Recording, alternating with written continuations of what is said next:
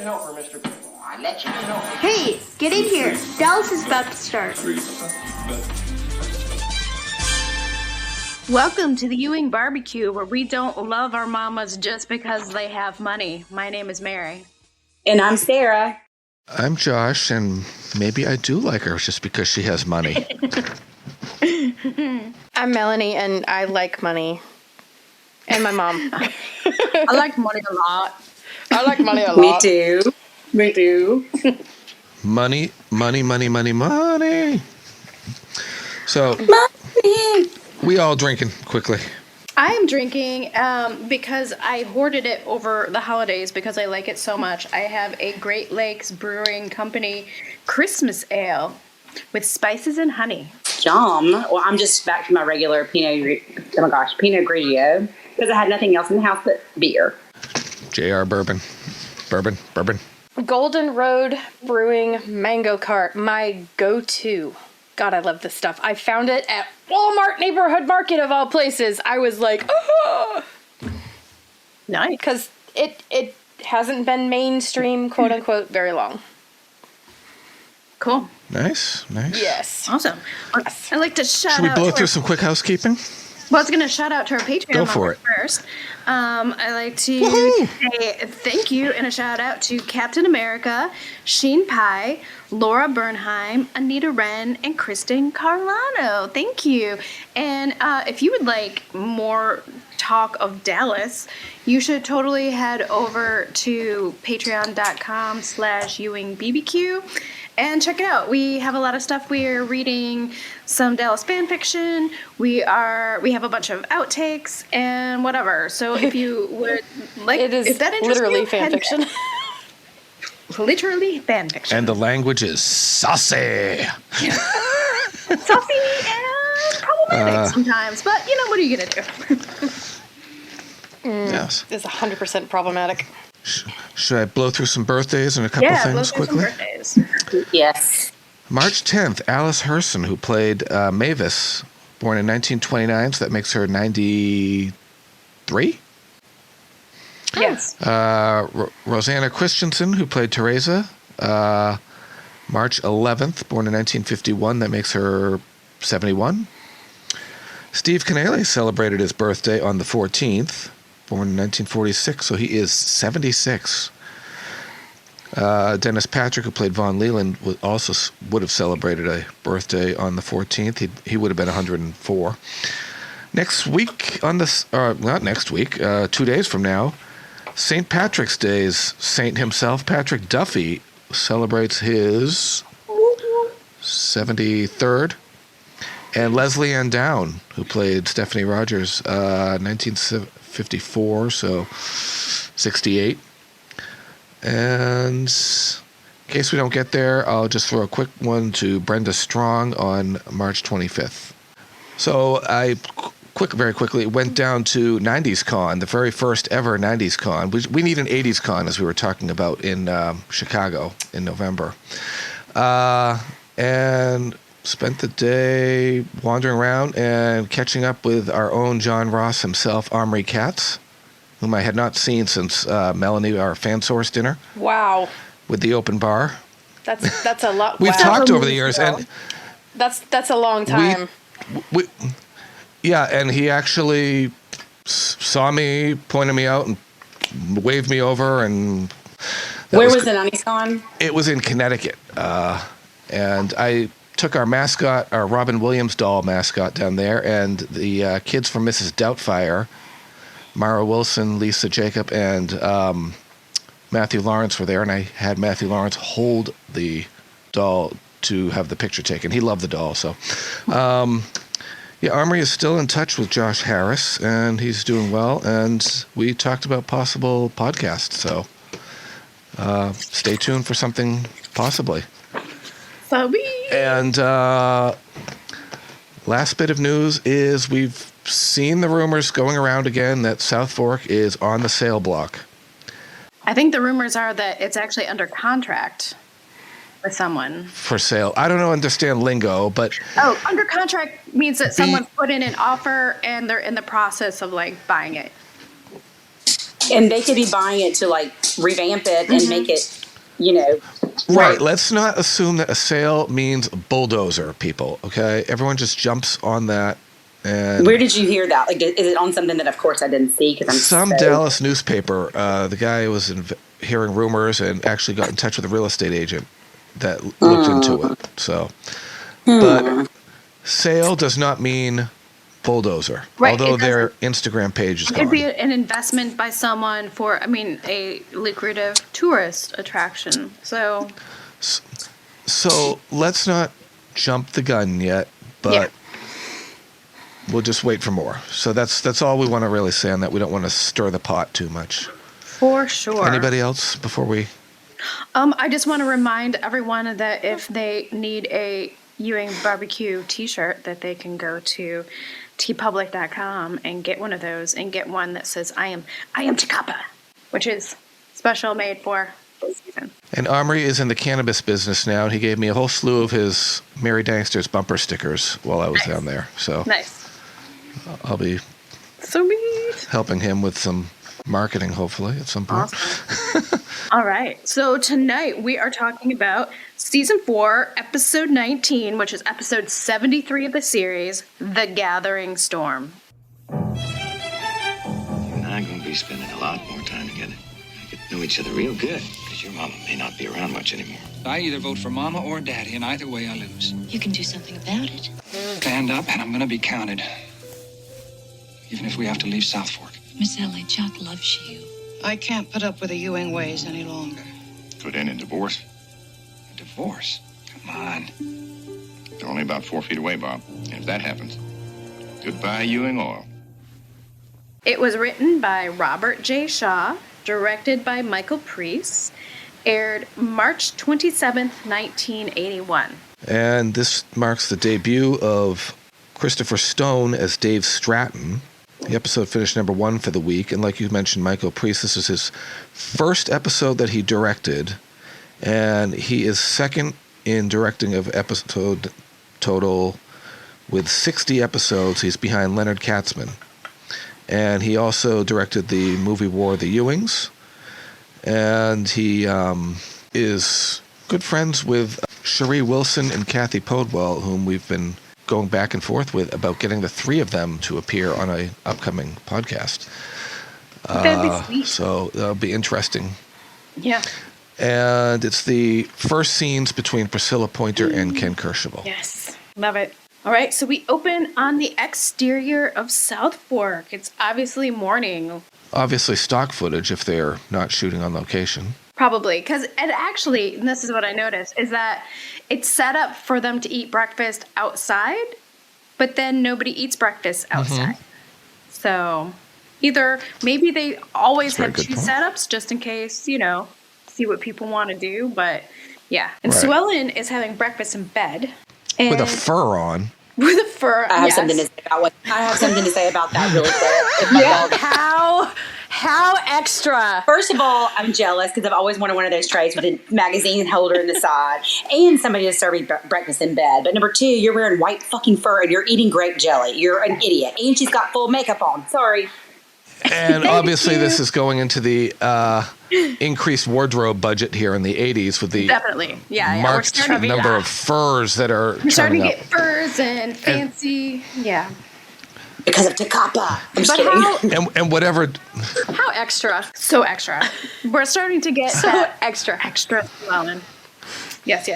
Right. They were waiting for Anne Francis to leave the show as Arliss because she had to. They didn't have the budget for her wardrobe in her last scene, so See, she they had to just go like out cut and her make it wardrobe herself. and they're giving it to Sue Ellen. So, Right. yeah. And Sue Ellen just might stay there all day if she wants to. He has some good wisecracks in this scene, too, by the way. She does, yes, there's Very a lot of good. good wisecracks. This She said, I like, made a note that said that this scene, like those kind of cracks, are what makes their connection, which makes me love the show. Yep. That's exactly the kind of writing that I like. There's real, like... And how out much there. do you think they influenced the script or ad-libbed based on their personalities? I think they ad-lib stuff. I really do. Because Larry ad-libs. We know that.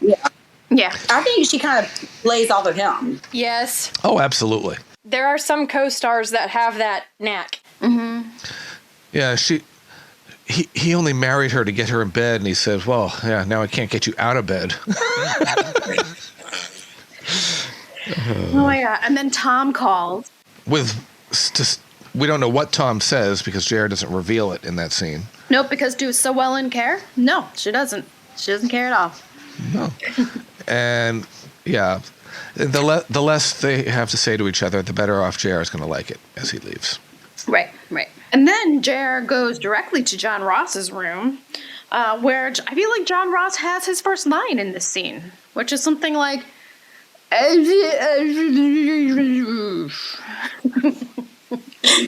least they let him do something. Yeah. JR and John Ross are going to be spending more time together. JR, I'm surprised you remember your kid's name. When was the last time you spent time with him? I know. Right. Exactly.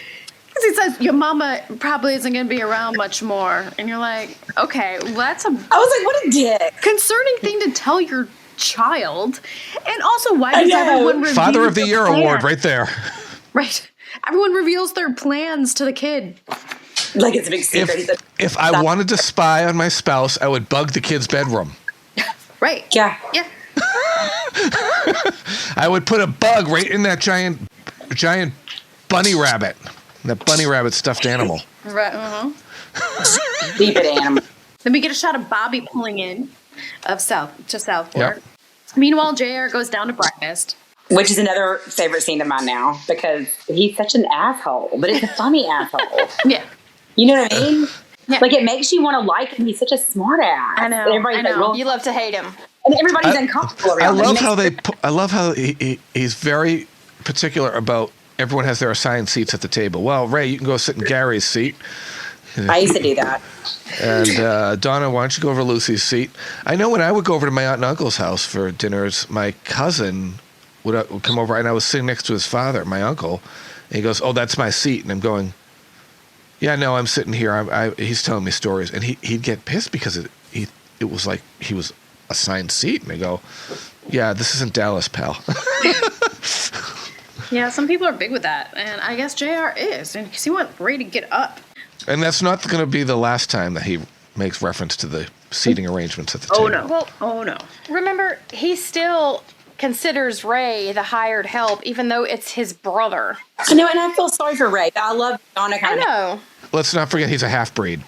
According to JR. Half-breed is his term for half-brother. Okay. We're just going to make... That's his Because he's a jackass. So then Bobby walks in, and so JR can't wait to just like spit out Bobby's dilemma with Takapa, and he has to pick a side between his parents.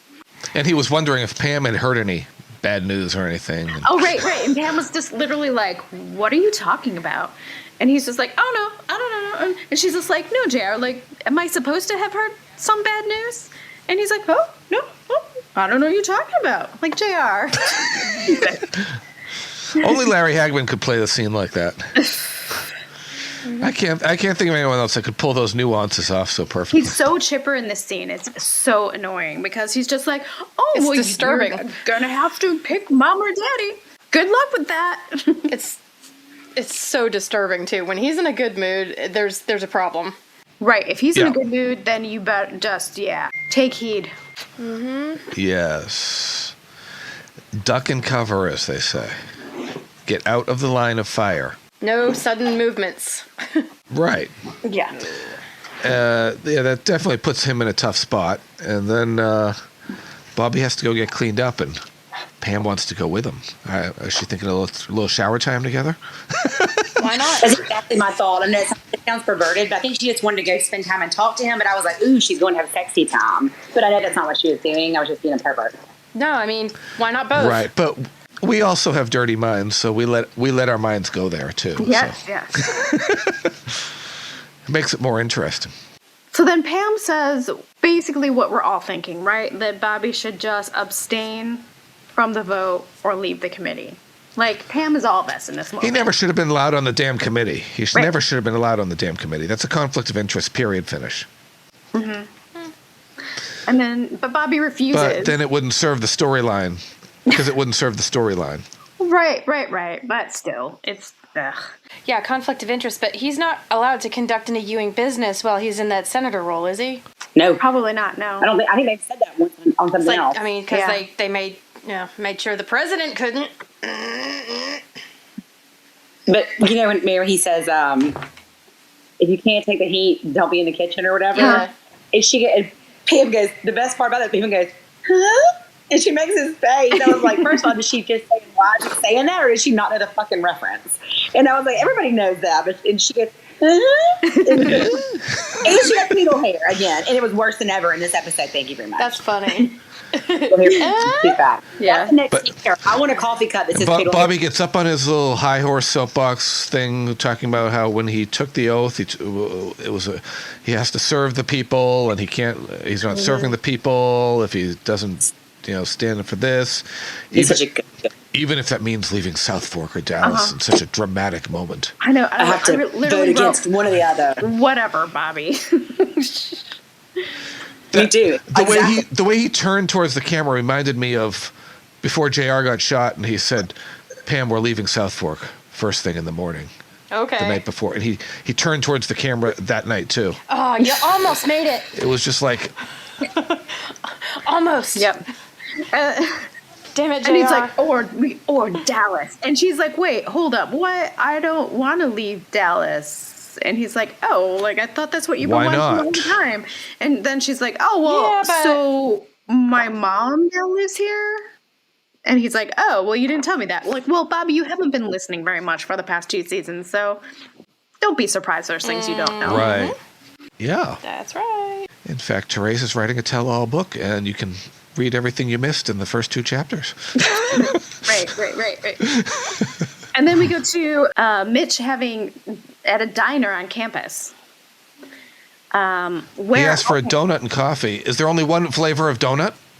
It's just like probably that place. When Ray's like, I'll have a draft beer. I'll have a white wine. Okay. Well, I know. But back then, I guess you could just say, I want a donut. Right. I just want a donut. Maybe I don't remember. It's just, I think you can get sprinkles. Ooh, sprinkles. It's just because of TV, because they can't sit there and be like, And I don't know if it was my screen. The waitress, I think she had pink hair. Like cotton candy pink hair. Did anybody else notice that? That's awesome. No, but I didn't pay attention. I didn't either, but I can look at that on right now. I was. But I could have been might have been a punk rocker. She could have been a punk rocker in the 80s. I was. The Valley Girl. I was too busy watching Ellen Bry because I'm on the episodes of St. Elsewhere where her character just shot and killed somebody. So I'm just kind of spoiler. ping-ponging back and forth between the two. Yeah, if you watch St. Elsewhere. Right. Whereas Scotty Demarest has been on there for the last several episodes. Fun. So what is her name on this show? What's her actual name? Jean. Okay. Because I keep forgetting her name. I keep thinking of her as Nurse Shirley Daniels, and that's what I'm going to continue to think of her as. And that's where she was before she wound up in Boston. So Mitch is just bitching and moaning about Lucy and the whole situation. He's super upset. He's like, she left at 5 a.m. in a limo. And to a fucking stranger. And tried to I guess she's kind of his friend, but still, he's just talking about the money situation, and she's just looking at him like, this is your problem, dude. She's not agreeing with him at all. Right. And he said, they're shooting in a park and they have to be out before the park opens, and it's cold there. Oh, yeah, well, the limelight will keep her warm. Ooh, burn, Mitch, burn. Snap. He's such a douche. He's turning into such a douche. I like him, and then I don't like him. There's moments where you're like, oh, he is sweet, or he really cares about her. And then Lee, we like you. We like you, Lee. But Mitch, you've got goes a issues. long way, but only so far. Yeah. Ugh. Right, and they're going on about buying loose, having to work for her, and having to have more meaning because he wants to buy her a locket, and she can just go out and get 50 lockets, and Jean would like 5 pairs of shoes. Look, I get it. Right, the whole locket Yeah, thing. look, I get it. And this is a question for our listeners. If anybody wants to tweet us or send a message or whatever, if you're a guy, what is your thoughts on this, especially during the different age groups? Like if you were in your 30s or 40s in the 80s when this show was on, what do you think? Was that like a regular thing? I know my dad was like that. So I don't know if everybody's like that, but my dad was like that. He didn't want my mom to work. He wanted her to be at home, cooking, house clean, dinner on the table. But this seems a little over the top to me. Like he's real sad about it. I know my stepmother, she raised the children, and when they were all in school, then she went off to work. But my father worked with her at a company before they got married, so she had been a working woman. But then she chose to stay home. Yeah, my mom worked before in the early she got years. married. And then my dad asked her to stop working. My husband would never do that. But nowadays it really takes a two-income family. Really. And also, like, I would, like, that's the weird thing to ask someone, I think, mostly in today. Like, I think it's wrong to ask someone that. Like, if someone that's a choice they want to make, like, cool, no problem. But exactly. Like, that's a weird, I don't know. Subject to bring up? Like if I said, I don't know. Well, if we were engaged and I said, like if you were the boy and I said, look, my dream is to be a mother and not work. I really want to raise my kids. I'll have everything done. But when they're older, I do want to go back to work. I still want to have my career. And the husband says, yes, that's fine with me. That's fine, but you're not asking them. Like, that's what you're saying, right? You're not asking them to do it. You're not asking them. That's it's like a choice you make, the thing you're making together, and you're not like, I don't know, you're not making it a thing, like your worth. Like, I am the provider, and you are the home giver. No, this is I bring bacon, you're barefoot and pregnant. No, this is men's work. Right, like, it's very dated. Mostly for the early 80s. So basically, you want to before you proceed with planning a future, you actually want to plan and have some back and forth dialogue about the roadmap of what you would like, Yeah, usually couples would do that before they get married. Lucy and Mitch. These are things they would speak about. But Mitch is being a bitch. Mitch is being a bitch. Oh, Mitch is being a bitch. I like that. That could be a coffee cup too. There you go. One side says Pam the poodle, the other says Mitch is a bitch. Mitch is being a bitch. So then we cut and then I have one for Lucy later. Okay, all right. So Ray tells Jock about the Bobby situation, like the predicament Bobby's in, as Ellie is walking in, and it gets tense immediately. And Jim is already seated at the table because it's really... he's not looking great. And he's gravelly voiced. Mm-hmm. The toupee is obvious at this point that it's and his weight is even at the end of the scene when he storms out. I'm sure they had Steve Cannelli get up and go and help him because he was wobbling into the foyer, and they had him escort him out the door. That was probably asked of him. Probably, yep. Jim was probably very unstable. But on the bright side, Miss Ellie has had it. She's done, and she goes off on Ray. She's done with it. She tells Ray, like, how he's changed. He's not the same person since he found out he's a Ewing. He's changed his morals, and all of a sudden you're an expert. Like, oh, damn, Miss Ellie. Like, she's not holding like he's now an expert on what people want. Ooh. He's an expert on, development, which, okay. Yeah, and that does not make Jock happy. No. It does not make... I'm going to Dallas! He says, damn it, woman! Well, you can stay there. Damn it, get off Ray's back. I've had enough. Jim, you're still bringing it. You're still bringing it, Jim. Oh, he also says that he hasn't been fit to live with since the Takapa thing. Fit to live with. Wow. Where's your bell? Oh yeah, the trash bell. Hold on. That's the trash.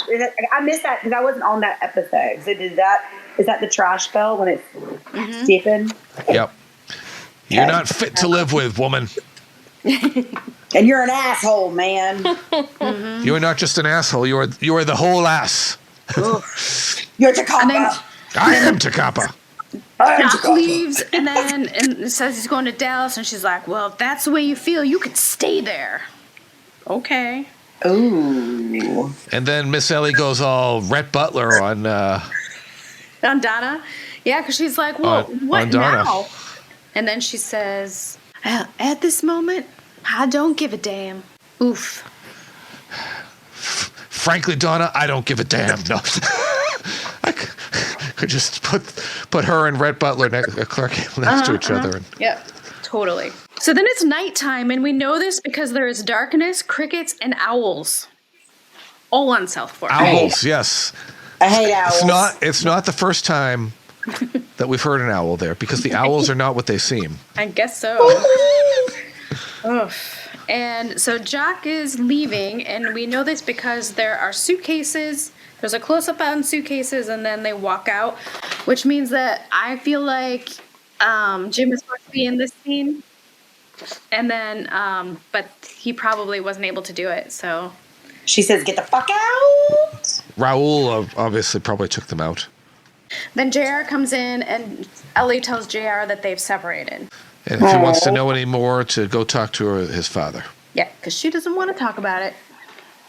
And Donna says she knows in her heart separation is not the right thing to do. And then we switch to Rebecca's apartment. And then she's asking Pam why she hasn't told Cliff about her yet. And then Pam gets hard. She keeps changing the subject.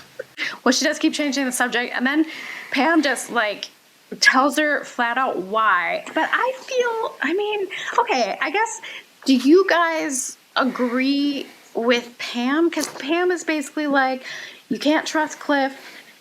He will only love you if he knows you have money. Otherwise, he's not going to want anything to do with you. And you're never going to know if that's the real reason, because Cliff is she's basically like, Cliff is kind of a terrible person. And that's how he thinks about things. There are givers and takers, and he's a taker. He's kind of a terrible person. He's your brother. He's your brother. I guess I don't agree with Pam, but I don't know. I don't know. It's her brother, not mine. I mean, you might be right, but don't talk him up to your mom like that. Talk him down. She needs to provide some context of why she's changing the subject every time Cliff is brought up. And yeah, I guess maybe going worst case scenario might be the right mood, just in case, just to prepare her, I guess. Right, maybe. Because if she undersells, Rebecca's going to keep pecking away and trying to get her to. So if Pam just pulls the rug out, there's nowhere to step. That's true. And they can move from the issue. Right. So, in that sense, I'm like, and Cliff has been back and forth with Pam, treated her like an ass too. That's true. He does go back and forth, and yeah, you're right. So does her husband, though. Poor Pam. Everybody goes back and forth here. JR and Sue Ellen. Yeah. So then we get cut to Leslie with JR, and she's really grateful for the clients that JR has sent her way. I noticed these next two scenes are kind of companion scenes. Yeah. In a way, because you have JR telling Leslie that, with his parents' situation, he doesn't want to leave Sue Ellen at this time. And then you have Sue Ellen wanting to leave things with Clint the way they are because they're perfect. And she doesn't want to disrupt with what's going on with Jock and Ellie. So it's JR and Sue Ellen are both using that as their excuse to not get out of their current situations. Mm-hmm. Yep. Are they using it as an excuse, or is it valid? I think when it comes down to it, do they really care?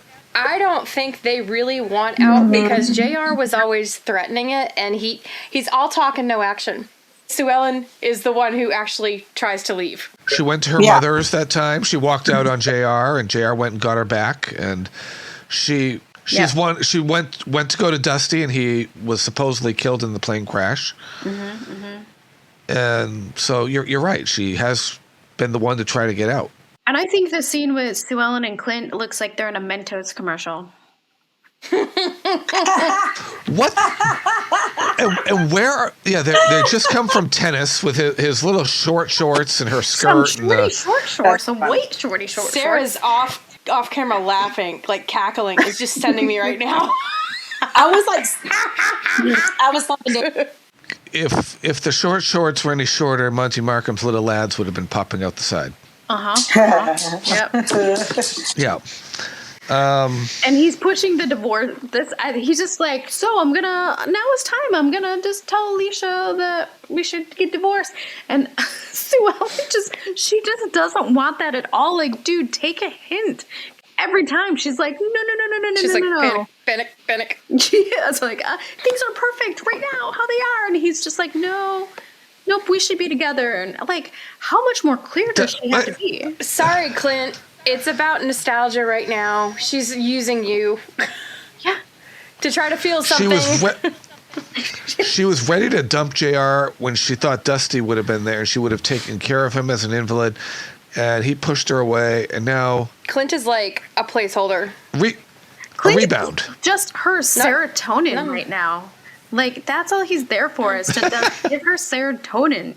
Like, that's it. It's so funny, though. Like, every guy just, like, wants to give Sue Ellen the world. And she's like, yeah, except for Cliff. Right. And she's like, nah, it was just about sex. Sorry. Yeah. Exactly. She just wants the dick. I mean, She just wants the dick. She just wants the Go dick. empowerment. Why not?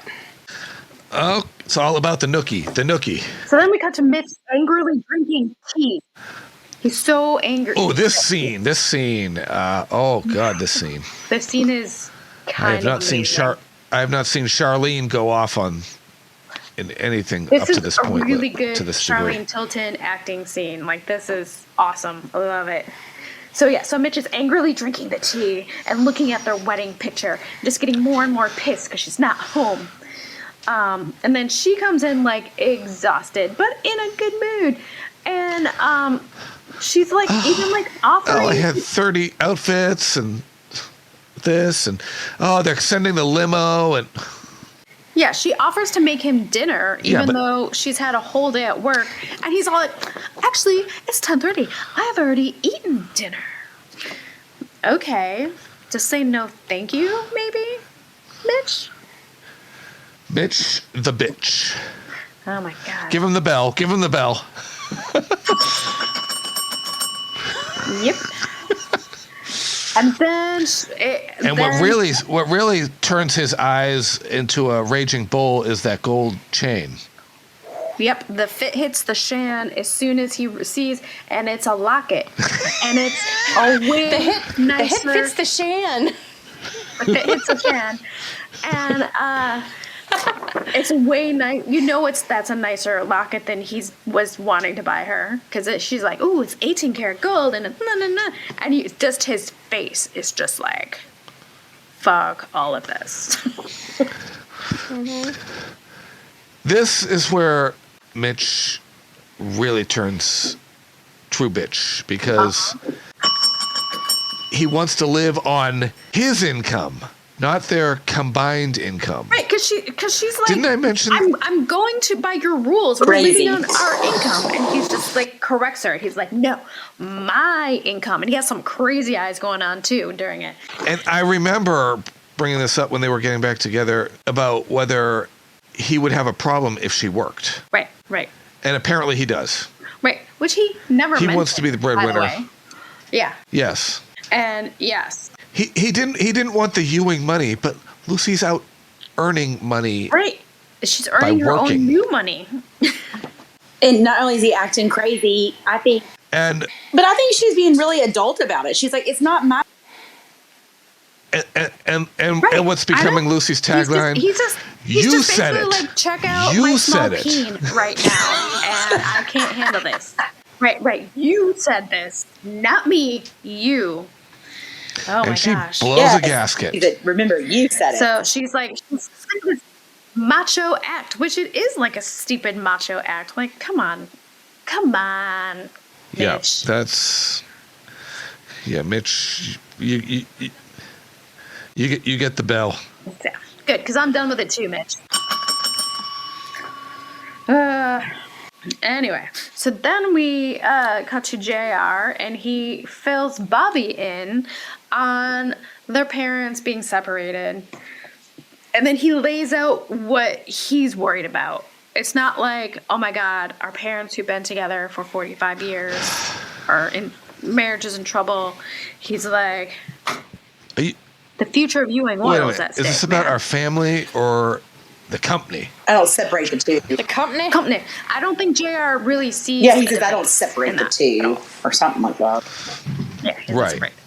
Yeah. Which is typical JR line. Then we go to Cliff, and so he gets paged that a Mrs. Burke is there to see him. Oh, well, isn't that nice? And dun dun dun, it's Rebecca, but She's pretending to not be Rebecca. It's Rebecca, but it's not Rebecca. Pretending to be a Mrs. Burke who's friends with Rebecca. Right. And so, yeah, she gives Cliff this whole situation. She's like, hey, your mother is my friend, and she really wants to see you. And Cliff is not having it. He's just like, Like, I don't give a shit. She doesn't know the meaning of his mother wouldn't know the meaning of the word love. And she was dead to me before. She might as well still be dead. He's really like cutting with a blade here. Like, nope. He's mean. Basically, he's saying that she's dead to him, and he does not give a fuck about it at Exactly. all. If she's And alive, doesn't care. I can understand him being upset because he's a child. His mother is totally. gone. And, yeah, she's been alive right. He grew up thinking that his mom was dead, and that was the reason he didn't have her. But to know that it was her choice, and and he doesn't know any extenuating circumstances that she left. So yeah, he's bitter. Exactly. So that is another Gene and Mitch scene. Yep, they're studying again. The femur and the carotid artery. And Mitch is complaining again. He is very distracted. Yeah. And then she just lays it out. She's like, if you guys are going to stay together, one of you is going to have to change. Simple as that. I like her. She tells it like it is. I like her too, yeah. Yep. So then Donna tells Ellie that Takapa is not worth all of the trouble that it's caused. It's not. And sorry, I yawned. And then Ellie is just basically like, no. It goes way deeper than Takapa. Like, Takapa just brought all this stuff out, and it runs way deeper. And then she feels that she should have warned Donna about marrying a Ewing. Because which that was sad. The Ewings... I know. And she's basically like, they just got to end up proving themselves because, they don't feel they're worth something. So then they have to prove it. And oof, yeah, it is sad. That the marriages take a back seat to proving themselves. Yeah. Yeah. Again, I feel like we need to employ a team of therapists for this house and this family. All the talk therapy. They have enough rooms. Couldn't they put one in for Dr. Elby so he could just live at the house? I feel like that would have been a really good idea. Yeah. I mean, yeah. And imagine the stories he would have to share with Teresa and Raul over, when everybody was out. They could all just hang out after hours, go drinking at night. Yeah, it'd be fun. Which is what Jock apparently was doing later in the episode. Oh, right. Yes, when you went out drinking. But we cut from here to Cliff at the... Starlight Lounge. The Starlight Lounge. No, yeah, Cliff is at the Starlight Lounge listening to Afton singing, which The he kind of first takes hurt note of. is the worst hurt of all. Look at the guy. Something other than Steal Me Away. And the guy that played the piano is going at it. So this is I think this is the first scene with Afton and Cliff in it, but they don't interact. It is. They don't interact, but it's the first scene with them together because Cliff was at the place before, but she wasn't singing. Right. And he runs into his old college friend, Dave Stratton, who's there with the Smith sisters, Judy and Jenny, which ironically, Judy is the name of Audrey Lander's sister. Okay, is Stratton, has he been on here before? No, this is his debut appearance. He looks so familiar. Yeah, and he's just some guy who Cliff went to college with who's in the oil business. He just looks so familiar. I don't know why. Maybe he's on another episode later or something. Oh, no, he comes back. But it's the same person. Yes. See? Okay. Yeah, so his classmate seems to know all about the revolution or the counter-revolution. Right. And Cliff is very interested in that. Yeah, maybe I will sit down and have a drink. Yeah. Okay. Yeah. Bobby's up late working, trying to figure out who owns a... He's in the Ewing Oil offices, though, with Phyllis. Which I don't understand. Right, isn't he not supposed to be doing Ewing Oil? Yes, that's what I thought. Right. Bobby. He's not a very good senator. No, and if you're trying to be for the people, then what are you doing breaking the rules? Right. Yeah. Then we go to Cliff's apartment where Jenny calls the place yummy. Some of this dialogue really... The dialogue really gets me. Jenny calls the place yummy. Cliff tells them where the John is. Like, you're going to tell a woman where the John... No, you tell the woman where the bathroom is. You don't call it the John to a woman. Or the potty. I'm just kidding. Or hitting the head. But that's Cliff. He's just going to like the John. Which I feel like that's the first time we've ever been shown where a bathroom was on the show. Yeah, I think probably... I could be wrong, but I'm pretty sure it's the first time. And the girls leave to powder their nose, and I'm sure it's not a big bathroom, so they obviously both can't be going in the bathroom at the same time. They're going to talk about the boys. Yeah, they would. We would. We always do that. So one would pee and the other would be at the sink?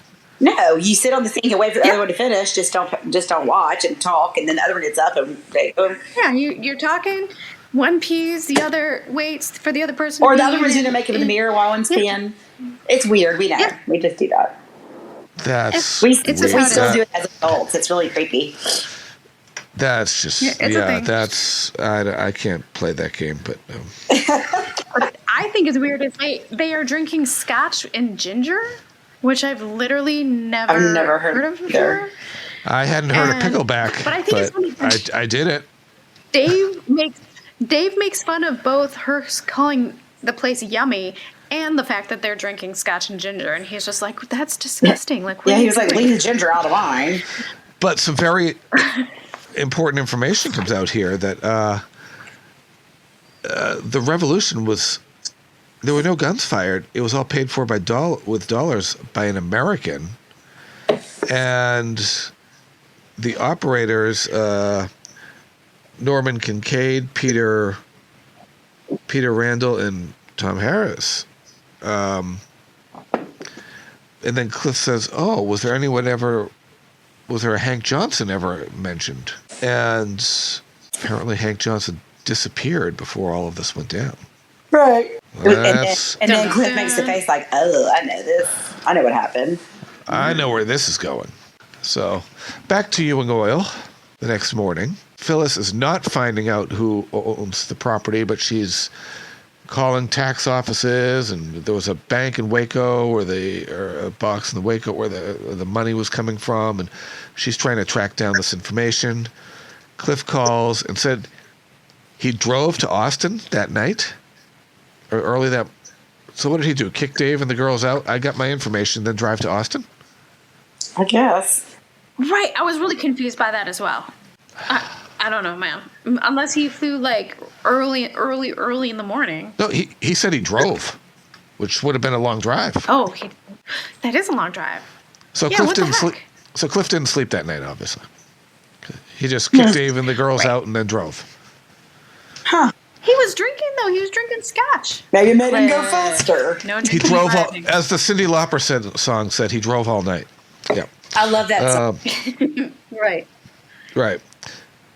So Bobby leaves he tells Cliff he's going to ask for a delay And he really wants Phyllis to contact him when he knows who owns this piece of what is this property? Right. I'm wondering too. I don't know. Something's going And on. Rebecca's really hurt by Cliff's reaction to her, which, like, I get, but I also get both sides of that one. I get it too, but Cliff was just so direct. He could have been like, look, let me think about it. I'm really not interested, but thank you for coming. But he was like, she hasn't been around my whole life. She's been here when I was 10. He could have, and I think it might have been different if he would have known that it was actually his mom that he was talking to. Oh, I think so too. Yeah. Because he might have actually thought that it was like some lady after money or something. Right. Or, I don't know what you're trying to pull. I don't know mom. what game this is, but blah, I'm not buying it, blah, blah, blah. You can Right. just take your stuff and hit the bricks.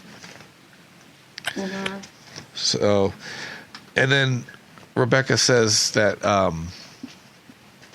she had thought of telling Cliff about her and having money, and could it have been any worse if he liked her just for the money than it was right now? I don't know. Right. I don't It's know. a personal decision. So JR brings Jock some of his stuff that he forgot from South Fork to, I guess it's a hotel room in Dallas. Jim is in a bathrobe, sitting in a chair, the whole scene. And JR is basically explaining to him, like, He looks if bad. you get divorced. He really does. Yeah. Yeah. JR's like, if you get divorced, this is gonna happen. And Mama gets, like, because of the laws in Texas, she gets half of everything, so they could make you sell Ewing Oil, which I feel like they wouldn't make him sell it. But JR thinks there's a possibility they could make him sell Ewing Oil to divide the assets. And Jock says it's not about that. And he said, I'll sell it first. And he has a couple lines in there. He's, you can't get divorced. Hell, I can't. And he's like, don't tell me what I... Right. Don't tell me what I mean, boy. Don't you be telling Jock nothing. It's his business. It's his business. Business, yeah. He can still deliver a line even though he is deteriorating. He is really... Oh, yeah, he can. You can tell they put a lot of makeup on. I Yeah. put it to the scene when y'all talking about like. His lips, you can tell his lips, the color is just... He's acting the hell out of it. How many more episodes do we have on Limited Time? This was 73 and Jim leaves in 75. That's what I thought. I thought it was 2 or 3. Okay. But we'll go to Dawn and Ray's house, and Ray's going to be eating a very hot sausage out of the frying pan. That's what she said. No, that's what she did. No. And can somebody describe this outfit that Susan is wearing in this scene? This blue. It's like a 80s caftan. Which caftan's back in style right now. Maybe not that like Asian-y looking, but I would love one of those actually. It reminds me a little like of a kimono or something. Like Miss Roper. Remember Miss Roper used to wear? That's what that is. Oh, Audrey Lindley, yes. Yes, but now they're like more like flowy, and people actually wear them as outfits in public now with lots of jewelry. I have a black one I want one. that I bought last summer that I enjoy a lot. Kids go to school wearing pajamas. So I wear pajamas sometimes. That's true. Mostly in college. yeah, it's because they are dragging themselves from some party the night before to class, and they don't have time to go home and get dressed. Yes. So Ray doesn't think that the separation will last, and Donna isn't so sure. Right, and I had started to note we got to leave. I thought they were leaving the business outside of the house, but the business has now become personal because of the separation. Right. It is. It's overlapping. It's become. It's all overlapping. Yeah. So both Lucy and Miss Ellie have had enough in this episode. I've noticed. Mm-hmm. And this is a drinking moment because we have Queen Barbara Balgetti's emoting like a motherfucker. This is a chug scene, I believe, because there's not a word of dialogue in this whole scene. She sits in Jock's chair. Doesn't need it. She momentarily cries and she regains her composure. She gets up and she goes about her business. She just had to let it out for But she kind of girl. looks over at all of the seats, like where all of her children have been seated, along the years, and then she breaks down. Yeah, and then she regains herself and goes on. I love her. Queen Barbara Geddes. I love her in the love her. show. She's amazing. I love her in real life. Yeah, I wrote for the emoting scene, I wrote, this one's a chugger. Chug, chug, chug. So, come to the last scene of the episode. Mm-hmm. Jeremy Wendell has somebody in his office that we don't see at first, the face of, because we kind of see their back. JR arrives for a meeting. Oh. And we see that it is Dave Stratton, the guy who ran into Cliff's old college friend. And so Dave tells JR what happened, that he ran into Cliff, and Cliff was asking a lot of questions at the Stardrift Lounge. And Jeremy seems to think that JR would be interested in this for some reason. Right. Yeah, Jeremy's like, yeah, you're going to be interested in this little story. And also, and he's like, oh, yeah, who else did he mention? And he's just like, and he asked about Hank Johnson. And JR's trying to play it cool. He's just like, okay. No. Name doesn't ring a bell. No. Well, Cliff was always very lucky with the ladies, huh? Yeah. JR cracking a few jokes in there. Trying to trade the subject late in the mood. Yeah. Then Dave gets up to leave, but as he's leaving, JR goes, maybe we have some business we might be able to do or something. Why don't I contact you? We can meet or something like that. Jeremy is like, well, that was an interesting story. Jeremy must be suspicious, obviously. Mm-hmm. Jeremy seems to know why JR is there, but he wants to get down to it. He's like, so why did you ask for this meeting, JR? Yeah. And he offers his, thoughts on Jock and Miss Ellie's separation, and JR goes, oh, yeah, we all hope that they, get back together, blah, blah, blah.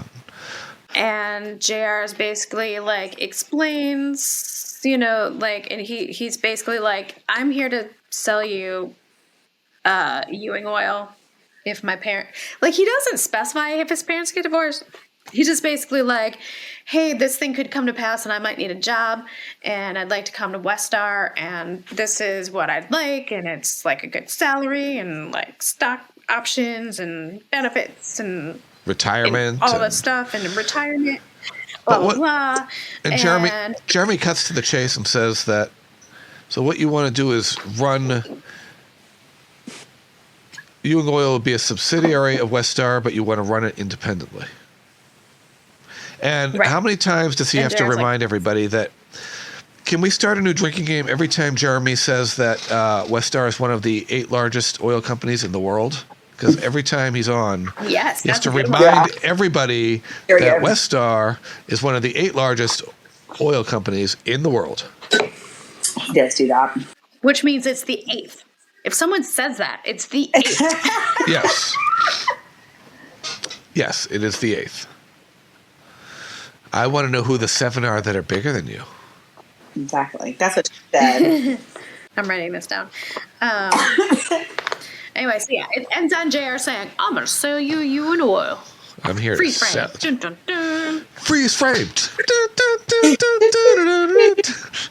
I give this 4.25 bourbons and a locket, but only one that was paid for by hard work. Oh, sorry. Did I steal it again? Yeah. Okay. So sorry. I'm actually going to give this one a 4.5. And I was going to say a locket. But now I'm going to say a furry rib with breakfast in bed. Nice. Let's see. 4.4 and the sale of Ewing Oil. The sale of Ewing Oil? Oh. Yeah, I'm going to offer Ewing Oil for sale with the 4.4. Okay. Oh, okay. 4.25 bourbons, and I love my mama and her money. Nice, nice. Okay. So, unfortunately, our days with Jim Davis are quickly coming to a close. Yes. Being a character with that we see with lines, maybe a spoiler, but not really. Like Everybody his knows. spirit continues on the show throughout the entire run into the new series that happened in 2012. But Jim Davis died in 1981. On Jordana So Brewster's we first hear, birthday, Mm. who right? played Elena. That's true. So we've been trying to think of something to honor that here at the podcast, and what we've come up with is that we are going to donate some money in Jim Davis's name to the I believe it's the brain tumor charity. I'll have to get the exact name of it, but it's a charity that gives to people with brain tumors, because that is what Jim eventually died of. He had he had brain tumors, and it led to having his gallbladder going, and he had surgery for that they actually expected him to live a lot longer with, but it got his body down. And anyway, so what we're going to do up until June 1st, 2022, for every new like or review on iTunes or Apple Podcasts, we are going to give $1, and we are also going to give 10% of the Patreon money that we make through the end of May. So, And this will be posted on our please social media? It is already posted on our social media. We posted it about a week ago. Did we? We will repost it. Should we pin it maybe so it's on the top? I think it is. I think it actually. Yeah, I think it is. I already, think I saw it like yesterday or something. Okay. And also, if you personally would like to make your own contribution in Jim Davis's name, either to that charity or another charity that you think is worthy, just send us some sort of note with some sort of just like proof that you did it, and we will totally post that and celebrate you doing that on the podcast. So again, we're doing this till the end of May. I'm just saying June 1st as our cutoff, and we hope that we can do some good in Jim Davis's memory. Yes. And you know he was a great character because they talk about him the entire show, even when he's long gone. I mean, he never leaves the show except for his physical being. The entire time, yeah. He just looms large. Over 30 years later, you bring the new series back, and he's still referenced. Yeah. Yeah. I started watching the show in 1983, so that's about years after it had been on. I never knew Jock as an actual character on the show until I watched it in reruns in the 90s. Me too. So, but I always knew who Jock was, because you could just feel his presence, and like his portrait is looming over, and so the portrait almost becomes a character in and of itself. And when you go into South Fork, that's sure. what you see, the portrait of Jock whenever we were in there. It's like Jock haunts South Fork, basically, with that portrait. And I remember I was watching from the beginning, but I was so little that I was watching from the beginning, so I had fuzzy memories of Jim and Jock up until the end of the 82-83 season. Finale. Which is about when I started watching. Yes. Which is when I started watching it as well. So I feel like we kind of had a similar like consciousness point to it. Because I remember consciousness, yes, but I remember for some reason my family was watching and I was there, and I was I was there when Mom was watching the finale, and that's when I was like, ooh, and I was like, I want to watch the next day. And she's like, it doesn't come on. That was the season finale, and I didn't know what that was. Which season? The finale? one he was talking about. 82-83. Okay. Yeah. And I remember I was like, I want to watch this. And she was like, well, you probably shouldn't, but okay. And so she's like, it doesn't come on tomorrow. It comes on like next year, or whenever it came back on. The fall, And I did not understand that at all. I was like, why can't we watch it tomorrow? She was a psychic. She said, you probably shouldn't watch this, but, in maybe 35, 37 years, you're going to have a podcast, so we should probably watch this. No, I'm serious. Even my grandparents know how much I love them. My grandmother, about 8 or 9 years ago, she loves chickens. And my uncle built her like a chicken coop in the backyard. And it's like a big one. And she, you know how you only have one rooster and the rest are, the chickens? She named her rooster JR for me. So the only cock in the hen house was JR. The only cock in the hen house. It's true. And she was like, I did it for Sarah, but now it sounds really dirty. I love my grandmother. I love it. Anyway. Awesome. Well, thank you. And please join us next time where we will be watching season 4, episode 20. Ewing versus Ewing. Yes. That's a good one. Dun, dun, dun. We're getting on, guys. We're getting it good. Which is, I feel like the first episode, well, we won't say what happens, but from everything I've been reading is an episode where they have reconfigured storylines to fit with Jim's illness. Mm-hmm. And a little note, Craig Stevens returned as Craig Stewart, who was Leslie's husband? Oh. He on that episode? Yeah, he is the real-life husband of Alexis Smith, who Who's joined that? Dallas later. Oh. Wow. Okay. As somebody's sister. Okay. I know who that is. Yes. Well, we will see you next time. Until then, bye. Bye, y'all. Y'all come back now, you hear? Peace, y'all. Ring that bell. We'll be back real soon.